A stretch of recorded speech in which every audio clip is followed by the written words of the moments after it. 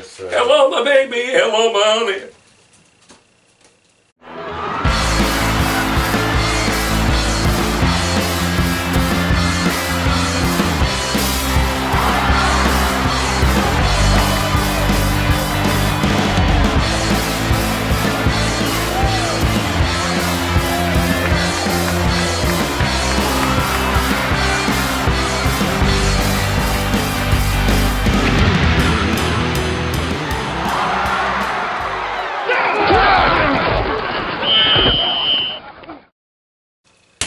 Hi, and welcome to Season 5 of the I-Formation. I'm Jeff Gibbons. And I'm John Moist. And for those of you who think that we may still be in Season 4, the Pauls of the world, listen, man, thanks for bringing that to our attention last year.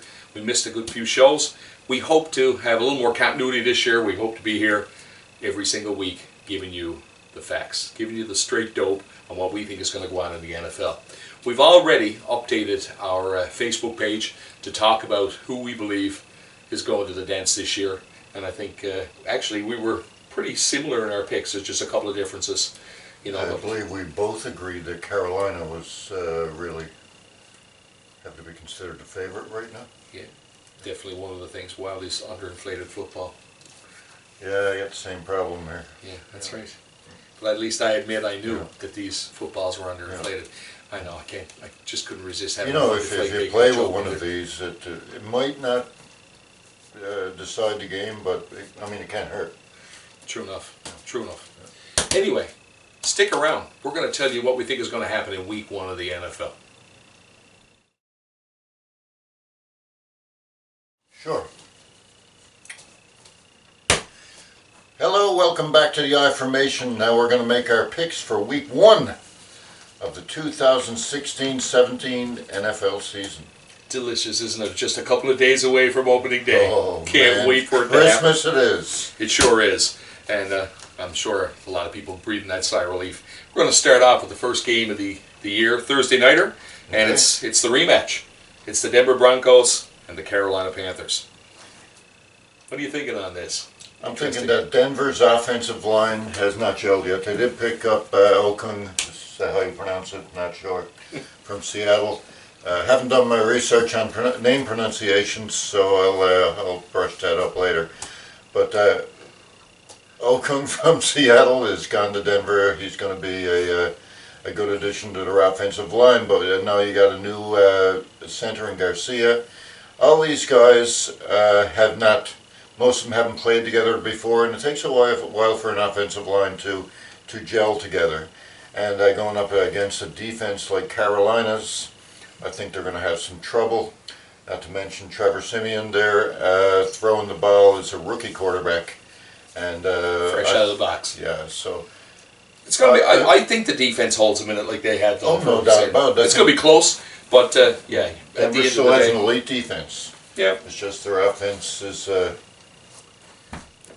not the best yet. Again. Okay, so I figure 3 points. You know, Carolina finds a way to win this. 2 premier defenses in the league. Yeah. Next, we've got the Atlanta Falcons and the Tampa Bay Buccaneers. And these are 2 teams that I think that will build a bit from their stances last year. I think 2 teams that have things to prove and will marginally increase or improve. Again, tough winning games in Atlanta. And I think that at the end of the day, Matt Ryan finds a way to get this done. But I think it's a touchdown game. I think it's a touchdown game. I think Atlanta is going to win this game. I think their linebackers, Beasley and Weatherspoon, are a great core there, and they could be the difference in this one. Tampa Bay lacking on the offensive line, and their secondary is not the greatest either. I don't see big things for Tampa Bay this year. It'll be a bit better than last year, but I don't see them as a playoff team. And I think Atlanta's just a little bit better here. Don't forget Mike Smith is the defensive coordinator now in Tampa Bay, which is Ryan's former coach. Okay. So maybe a little bit of sticking to the man there. You know what I'm saying? Know that. Yeah. Okay. School, Week 1. It's all good, man. It's all good. Okay. Watch out for that one. Yeah. Might be an upset. But we'll go with Atlanta. I'm going with Atlanta. Yeah. Next, we've got the Kansas City Chiefs and the San Diego Chargers. And I know that the Chiefs have lost their top pass rusher, Justin Houston. He's out for a bit. Okay. You know, injuries are hitting a lot of different teams this year, and there's a lot of complex dynamics. Okay. But still hard to say that they won't get to Phillip Rivers. I'm sorry, with that defense. Well, when I think about the Kansas City defense, I mean, and you're talking about Tamba Hali and, as you mentioned, Justin Houston, who was injured for a while. Nobody ever really mentions who the real person on that defense is. The real guy who makes a difference is Dontari Poe. He is the nose tackle, and he is the reason why that Kansas City defense is so good. Best nose tackle in the game. And I think that Kansas City will beat San Diego in a big way. I don't think the Chargers have enough to keep up here. Yeah, and I like Dontari Poe and the Teletubbies. I hope he didn't hear that. Shit. It's a red one, right? Yeah. Anyway, we're not even going to get into the Tinky Winky and Dipsy. No. Yeah, I agree with you here. I think in Arrowhead, Kansas City wins this, hands down. I'd say it's a low-scoring game, and I think that they win it now 4 or 5 points, something like that. I'm going to go with Kansas City by 10. All right, man. Yeah. That's all good. Okay. Well, next, we've got the Cincinnati Bengals and the New York Jets. And the Bengals are a team with a lot of talent. And they're looking like a playoff team, as we both decided this year, whether they win that division or they get a wild card. And I think that's probably the way it's going to fly, barring any big injury issues and whatnot. Yeah. It's a tough game, you know, for the Jets. I think Andy Dalton is going to get off on the right start. And just offensively and defensively, I think they best the Jets. I just think that they're better on both sides of the ball. I think the Jets, not going to argue that they have a great front seven, no doubt about that, and a very good front five. So does Cincinnati. Cincinnati has also picked up Brandon LaFell this year to go along with A.J. Green. And we talk a lot about Andy Dalton sometimes and whether or not he's the real deal. You know something, I think Andy Dalton is where he is and is doing well because of his left tackle, Andrew Whitworth, who's one of the best in the game, if not the best. He's also got Tyler Eifert out there, remember, who's had a great year last year as their tight end. And, of course, linebacker Carlos Stansby is there, too. Mm-hmm. So they're going to have a great year. I think Cincinnati challenges Pittsburgh for the division once again this year. Seems like that happens every year since Ray Lewis retired. Yeah, agreed. Next, we've got the Cleveland Browns sulking into Philadelphia to play the Eagles. And some shake-up there with Sam Bradford moving this week. And I said Sam Bradford. Sam Bradford? Yeah. Moving this week. Yes. Yes. Carson Wentz is taking over. That's right. Yeah. Boy, oh boy. I had to stop and think about that for a second. It's been a long off-season, folks. Mm-hmm. I think that Carson Wentz, that's his first NFL start. Even with that, Cleveland has an abysmal defense. And I think going into Philadelphia, I just think there's way too much can go wrong here. I think this is a blowout. If I was going to pick one this week, this is a 2-touchdown game, I think. Another thing that we should mention about Carson Wentz is that the Browns overlooked him in the draft. Didn't want him. And now he gets to face him. Hey, well, they did have Johnny Manziel. Yeah. Philadelphia's a better team here. I think so. I don't think the Eagles are a great team this year. They turned a corner from last year, I think, but and they're competitive because that division is going to be one to watch. That whole division is definitely going to be one to watch. No doubt about that. Washington might even do something there, but we'll get to that now in a minute. Yep. But I know with Cleveland, RG3 is there now too as well, and that's going to make a difference. Expecting big things from him. I think he's got a good home there, and I think he makes the team a little more competitive. I don't see them being a laughingstock in that division. He's going to be better here because he's got left tackle Joe Thomas there on the blind side, and he's really good, It's blind side it's going to make a big difference in that division too, that they're competitive within the divisional games. I think that makes a big difference there. Even though I still see we get a wild card coming out of that division, still, right? Give the Browns 5 wins this year. Yep. All right. Next, we've got the Jaguars at home to the Green Bay Packers. That Florida heat, which is always an issue, but again, they're much improved. This Jaguar team has got a good defense. No doubt about that. Yeah, they've improved a lot. They got a few players on defense that are just coming into their third years and just starting to learn the league. That being said, they're up against Green Bay And Aaron Rodgers. Aaron Rodgers and Cobb and a healthy Jordy Nelson now. Eddie Lacy. Eddie Lacy is healthy now. Richard Rodgers, tight end. I think he's gonna have a big year. Yeah. Take away Not to mention one of the best offensive lines in the game to protect Rodgers. Green Bay is going far. Take the heat into consideration. It keeps the game a little closer, but I still see this to be. Touchdown? I see less than a touchdown. I'm Less thinking. Yeah, I think it's going to be close. Okay. But I think it's a case of Rodgers engineering that win, like he's so capable of doing. Okay. Yep. Okay. Awesome. Next, we've got the Houston Texans and the Chicago Bears, and that's in Houston. Chicago. They've improved up front, but they should and they should be able to slow down that Texas offense. We've got Arian Foster out of the picture now as well, and some say that that's a good thing. Some Dolphins fans like myself are happy What's the with word that. on Clowney there? I forgot to check on that. If I had to guess, by default, I'd say he's injured, but Yeah, I'm not sure. There was talk of him in preseason and playing, and I'm not really sure of his status, to be honest with you. Vince Wilfork there's nose there now too, of course. So. I watched some of the preseason stuff. There was actually some very, very impressive defense and special teams by Houston, and they were sharp.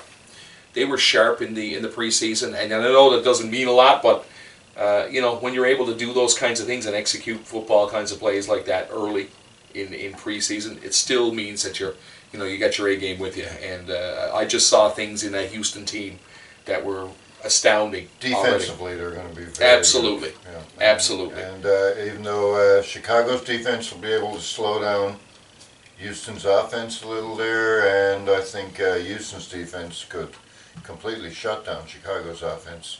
They really don't have a lot to hear. Langford, I think, is their running back, and there's been some there's changes not a there. whole I lot mean, of with depth Matt there. Forte leaving, and there's a couple of question marks. I don't think they can compete with Houston at home. No. I think that both of these teams keep them in check, and I think it's another low-scoring game. Could be even a field goal. I think it's a low-scoring game. Okay. Next, we've got the Oakland Raiders in the Big Easy to play the New Orleans Saints, and actually a lot of people going back and forth on this one, and I don't even think we agree on this one, John. We don't. I'm picking the New Orleans Saints, and I think it's always tough to go into the Superdome and win a game. I mean, that's always part of the solution, or part of the equation.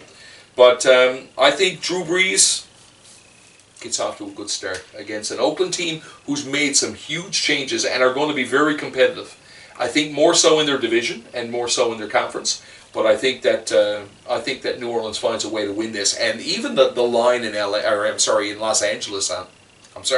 Las Vegas on this is it was 1 point the last time I looked at it, and that's sports books that are not sure how this is going to fly. And I mean, it's that close. It's almost too close to call. And I think it's a field goal game, to be honest. Yeah. I don't think it's a shootout or anything. I see a big game for Khalil Mack on defense, and I just think that Oakland is a better team here on defense. I think that they're going to be able to slow down Drew Brees. Of course, you're not going to keep Drew Brees from scoring altogether because he is Drew Brees. But I think that Oakland's offensive line as well will handle New Orleans' defense. I don't think the Saints have much on defense this year. And the problem here is going to be the Saints secondary and the Saints front seven. I think Oakland will handle them very well and leave lots of room there for Latavius Murray to get some work done there on the ground. Let's see. I'm going to pick Oakland to win this game by 10 points. You should sit up straight so the drool comes out of both sides of your mouth. Mm-hmm. Yeah. Yeah, well, I'm not an Oakland fan. Obviously my team is Denver, so. Yeah. But That's right. You didn't pick them realistically, either. Oakland has a great. They're going to win the battles in the trenches this year. Okay, Great O-line, great defense. I say it's a defensive play, which is live by the sword, die by the sword. That New Orleans happens to get this ball back late, and they win it late, and it's a less than a field goal. All right. Next, we've got the Baltimore Ravens and the Buffalo Bills. I doubt if we agree on this one either. I'm picking the Ravens. I'm picking the Bills. Oh yeah. Well, the Ravens or the Bills right now have all kinds of injuries and suspensions that they're dealing with. That's going to be the factor here. Flacco's back; he's healthy, and I think he capitalizes on those holes. Mm-hmm. So I'm saying Baltimore by 7 points. Really? Yep. I think it's a 3-point game. I think Buffalo, Cordy Glenn is a good left tackle there. He's going to do wonders for Tyrod Taylor. Taylor can run the ball as well. They got Woods and Watkins there out wide. So I think they got enough to win this one. Baltimore, I don't see a whole lot of big things for them this year. I think they're going to struggle in the running game. And I think Buffalo just has more defense as well. Taylor's part of that X factor. I think he needs to have a big season for Buffalo to shine this year. I don't think they're capable of winning that division, but I think that division is also ultra competitive this year, especially with Brady out for 4 games. That sort of throws a wrench into everything that's going on there. And unfortunately, they get the Bills in week 4. Yeah. And actually there was somebody on one of the defensive linemen who actually came out and said, "We wish he came back that week so that he'd have a chance to face him." Baltimore has a lot of names on defense, but they have an aging linebacker core. I'm just not sure that they're going to be able to keep up this year. Eventually, we're going to find. Go downhill. I think that Baltimore's success rests more with Joe Flacco than it ever has. Okay. And when we look at the numbers since he's come into the league, it's incredible to see how competitive he is with other numbers. He's one of the best quarterbacks in the league by numbers since he came into the league. No doubt. And playoffs, it's also off the charts. You look at some of the numbers. Okay. And actually, he's got one of the strongest arms in the NFL, too, for distance. So, I don't know. Let's just see if he can get the job done. I think they can do it against this Buffalo team that's Buffalo got some wins by issues. 3 on the defensive play. You heard it here. 7 points. All right. Well, so now we've got the Minnesota Vikings and the Tennessee Titans. And this is going to be, with Bradford now gone over there, and trying to, as far as I know, he's starting, and he's trying to learn those offensive plays now quickly. That's a lot of work. Are they still up in the air whether they're going to start with Hill or Bradford? I heard Bradford. No, but then again, that and $2 will get you a Coke anywhere. This is true. So we'll assume it's Bradford for now. Well, and in Minnesota, it's kind of scary. Apparently, what he's given up, they've given up their draft picks. That's to get Bradford. On the Vikings today, certainly in week 1, all we can rely on is notes until we start getting into the season and know a lot more about what's going on. Their defense is Greenway, Kendricks, and Barrett, linebacker. They got one of the best linebacker cores in the NFL, definitely. And of course, they got Terrence Newman at corner, great cornerback. Free safety Harrison Smith is one of the best. Great defense in Minnesota this year, and a great offensive line to allow Bradford to make keep the mistakes down. I've always been a fan of Bradford. I've always said, I contended that he could be a good quarterback in the right market. Okay. And this. Well, he hasn't been in the right market No, yet. and I don't think this is a fix for him. I think this is a chance for him to show his worth. Okay. Because, I mean, let's face it, I mean, the future rests with Teddy Bridgewater in Minnesota. No doubt. But here's an opportunity for him to take 6, 8, 10 weeks, or the full season probably in this case, and give him a chance to be marketable, because he could land in a market where he is very valuable. I liked him. I like him. I always did. But in St. Louis, he had no offensive line. Philadelphia had an offensive line there, but he just didn't really get a chance to show what he can do. I agree with Jeff. I think Bradford could have a year to open a few eyes and maybe. Then again, we can't forget who's running the football in Minnesota as well. God. And who do you think is going to win this game? Yeah. Minnesota has probably one of the most elite emerging defenses in all the NFL right now. I think that they're leagues better than they were. And I think that that and Peterson gets the job done here. I mean, Bradford is not going to be, at 100% or got his A game as quickly as that, even if he does start or Sean Hill starts regardless. I still see the ground and pound, and I still see them winning that on defensive solidness. Adrian Peterson will be a great running back till he's 50. No doubt about that. I want to put that in the blooper reel. Yo, Adrian. Awesome. Okay, I'm saying Minnesota close here, though. I think this is a low-scoring game, respect to the defenses. Yes, okay, I agree with you. All right. You don't hear that very much, folks. Next, we've got the one that pains me the most.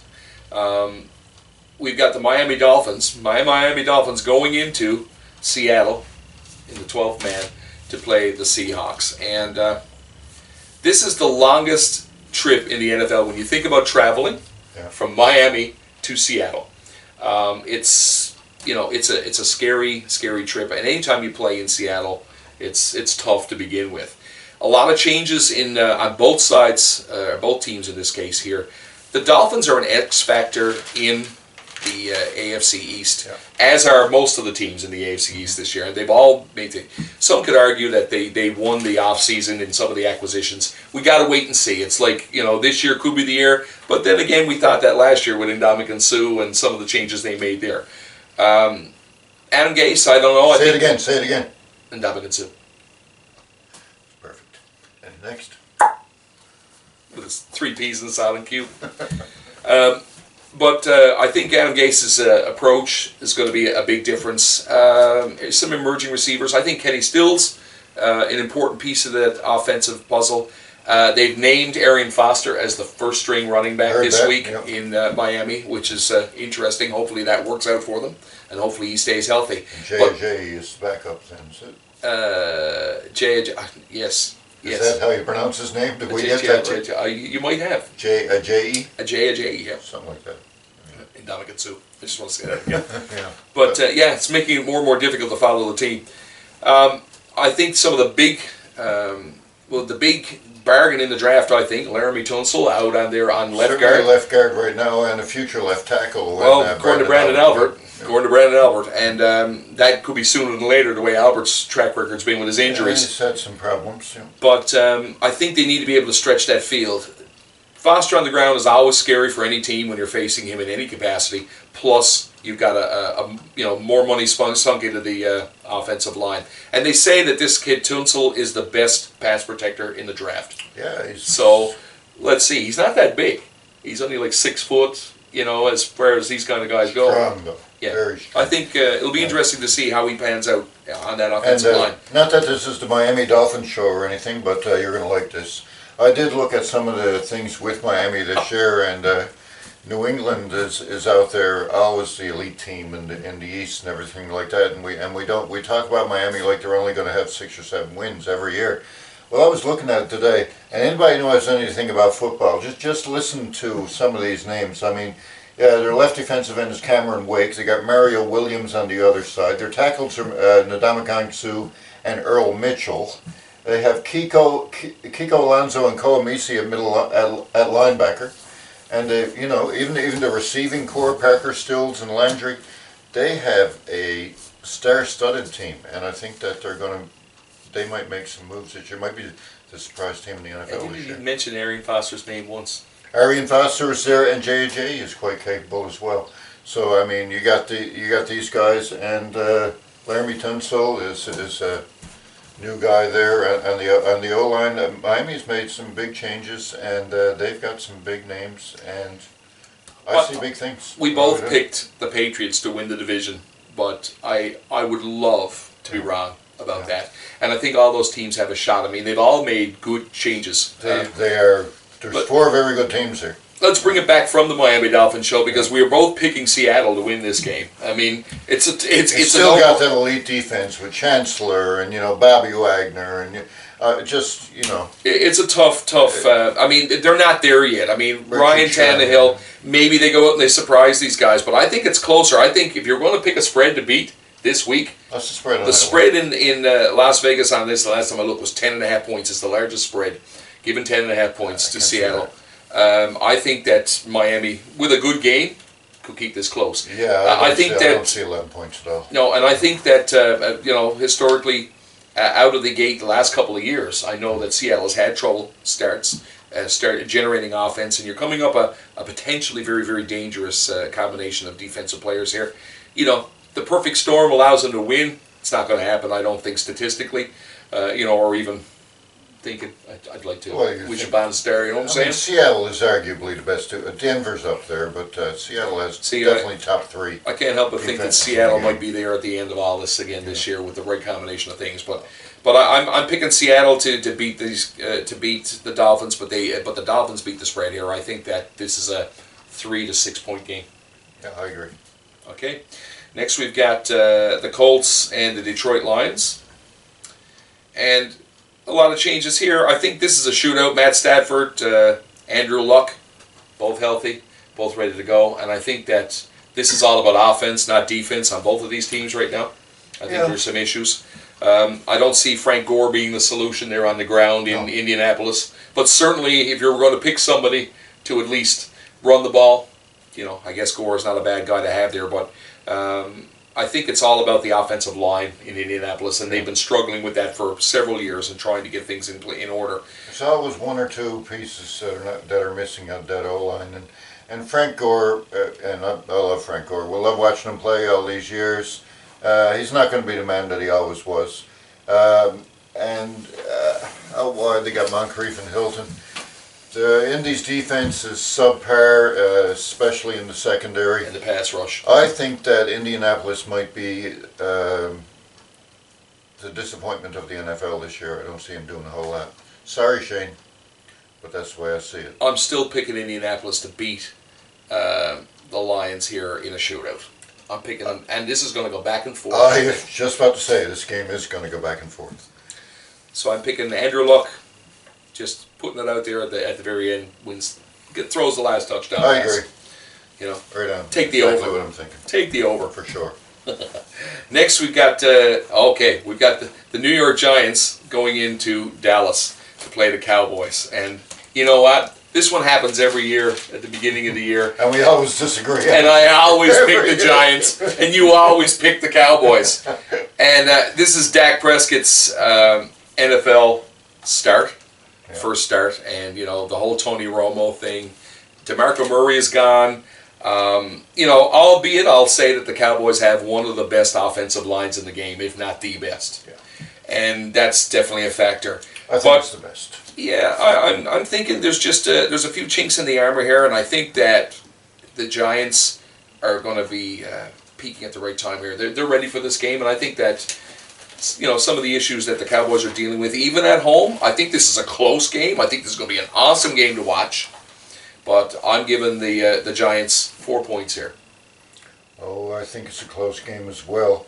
I'm looking at the Dallas offensive line here. This guy Dak Prescott is coming in, and he might be the rookie of the year because of the line that's in front of him. And we're going to have to give all the credit to the line if that happens. But you got protected by left tackle Tyron Smith, who was ranked in the top 3 last year. Their center Travis Frederick is also ranked in the top 3 last year. And of course you got the ground game there with Ezekiel Elliott coming in there now, and he's supposed to be another super rookie. And you take a linebacker core with the experience of Sean Lee and Brandon Carr on defense, and I think that they can handle the Giants receivers.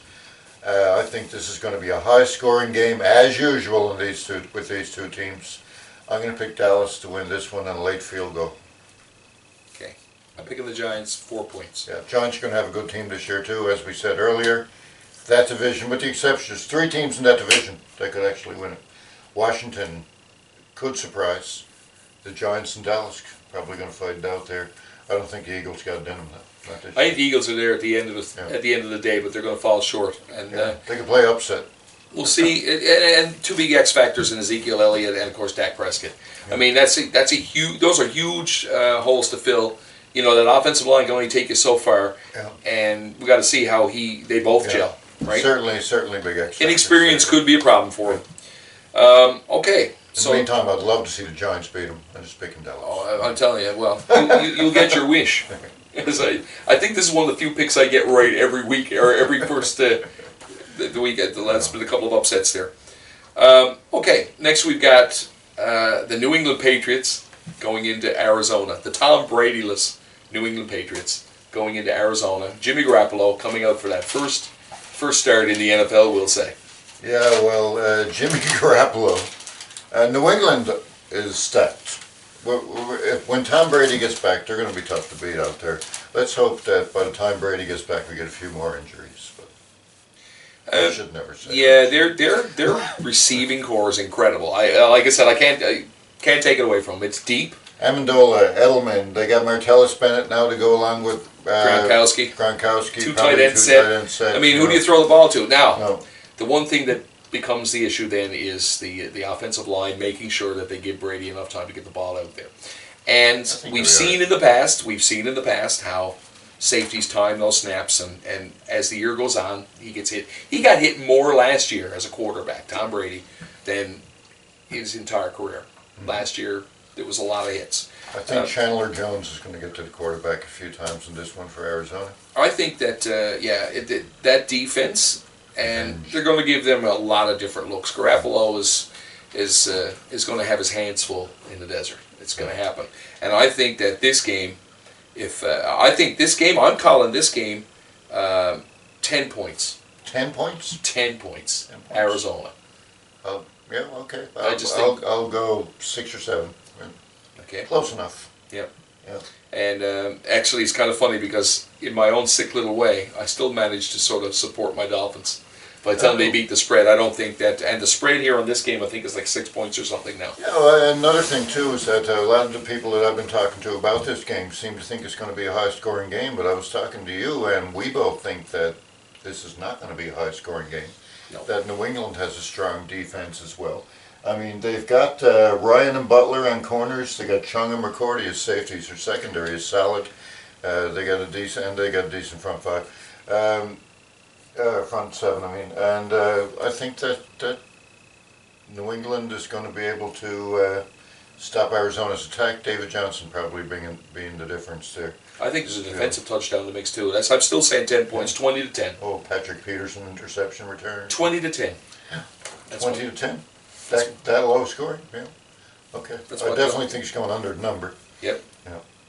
Now we're left with the 2 Monday night games for the first week of the NFL season for 2016, 2017, however you want to look at that. And the first one here is the Pittsburgh Steelers and the Washington Redskins.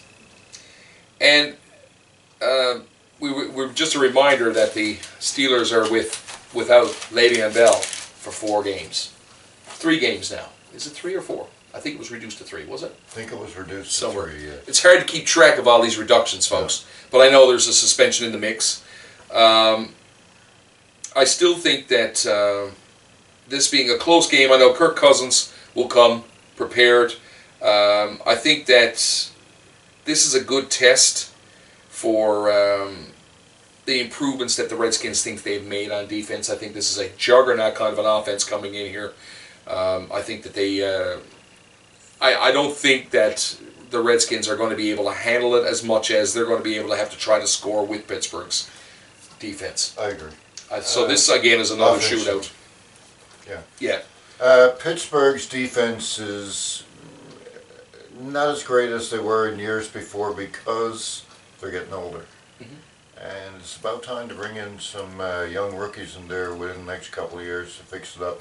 In the meantime, they still got Timmons, Shazier, they got Tuitt and William Gay, and, they've got some great experience on defense, which should be able to keep Washington from scoring a lot. I see this one actually as a high-scoring game. Oh, absolutely. Yeah. Redskins should be able to put up points on that Pittsburgh defense. In the air, anyway. I don't see much happening on the ground. I think it's field goal, though. I think it's close, but it's another shootout. Pittsburgh by 3, maybe 6. Yeah. That's about it. And finally, for those who've been tuning in for a long time, how many times in the course of the history of the I formation have I said the Los Angeles Rams? Now I mean it, folks. The Los Angeles Rams. Now they are the Los Angeles Rams. So yes. Maybe there was something to that. I don't know. It was like, but anyway, they're playing the 49ers, two teams with quarterback issues, to say the least. Yeah. Yeah. Some of their quarterbacks don't even stand Who's up. starting for the Rams? Case Keenum. Casey Kasem. And now, a long distance Casey and the dedication. Sunshine Band. Zoinks! Yeah, Case Keenum, and the 49ers are going with Blaine Gabbert. Blaine Gabbert versus Case Keenum. Listen, Woohoo! hold on, man. Hold on. I just go back. Sorry, Albert. I go back a couple of years ago. I'm thinking about this Colin Kaepernick. Oh, yeah, this guy, yeah. Yeah, and I'm thinking about how How much did they pay him? $126 million to sit down for the Pretty anthem. close. Did I say that out loud? That was my inner voice. Sorry, guys. I've never had faith in Kaepernick. It has say, nothing to do. can You see? Okay. But, You're sitting! yeah. You got to get in the news somehow, man. You got to get in the news somehow. And interestingly Exactly. enough, CBS Exactly reported. what he's all about. CBS reported this week that Colin Kaepernick jerseys have flying off the shelves now. Oh, is that right? Yeah. I don't know if it's for effigies or...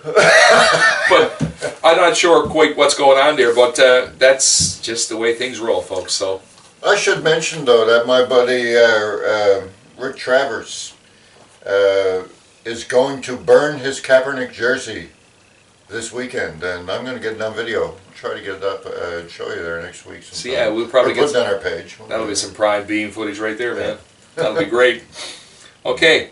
I just think that these two juggernaut quarterbacks in Keenum and Gabbert, I just think that the Rams are going to use defensively. They'll win this game, and I think this is another low-scoring snoozer. Yeah. I think it's going to be like 8-3 or something.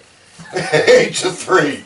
I think you're going to see Todd Gurley. It's going to be a battle of running backs between Todd Gurley and Carlos Hyde. The only problem is that Carlos Hyde is going to have a lot more trouble with the St. Louis defense than Gurley will have with the. I still say it's a horrible name for a football Gurley, player. man. Sorry, man. It's the name you got. Yeah. You play the cards you're dealt, buddy. Yeah. Stick around. We're going to tell you who we think our unsung heroes of the week are going to be.